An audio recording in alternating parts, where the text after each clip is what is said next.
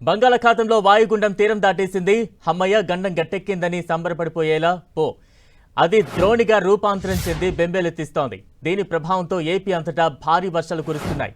ఇప్పటికే 4 రోజుల నుంచి వర్షాలు గ్యాప్ ఇవ్వకుండా పడుతున్నాయి. ఇక ద్రోణి ఎఫెక్ట్తో మరో 3 రోజులు వానలు వదలవని వాతావరణ శాఖ బల్లగుద్ది మరీ చెబుతోంది. శ్రీకాకుళం నుంచి మొదలు పెడితే కాకినాడ వరకు వానలు బీభత్సం సృష్టిస్తాయని అమరావతి వాతావరణ శాఖ హెచ్చరిస్తోంది. ఉత్తర కోస్తా జిల్లాల్లో వర్షాల ఊచకోత తప్పదని వార్నింగ్ ఇస్తోంది. వాన వార్నింగ్ మాత్రమే కాదు, ఈదురుగాలులు కూడా అటాక్ చేయబోతున్నాయట. తీరం వెంబడి గంటకు 40 నుంచి 50 కిలోమీటర్ల వేగంతో ఈదురుగాలులు వీస్తాయట. అసలే వాన ముసురుతో జనం చలికి అల్లాడిపోతున్నారు. దీనికి తోడు ఈదురుగాలులు వీస్తే చలి ఏ రేంజ్లో ఉంటుందో అర్థం చేసుకోవచ్చు.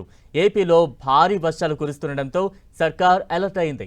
ప్రజలను అప్రమత్తం చేస్తూనే ప్రత్యేకంగా కంట్రోల్ రూమ్ ఏర్పాటు చేసింది. బంగాళాఖాతంలో వాయుగుండం భారీ వర్షాలపై మంత్రి అనిత సమీక్ష నిర్వహించారు. వర్షాలు, ఫ్లాష్ ఫ్లడ్ ప్రభావిత ప్రాంతాల్లో ముందస్తు చర్యలు చేపట్టాలని హోంమంత్రి ఆదేశాలు జారీ చేశారు. ప్రమాద హాట్స్పాట్ల వద్ద హెచ్చరికల బోర్డులు ఏర్పాటు చేయాలని కలెక్టర్లకు సూచించారు.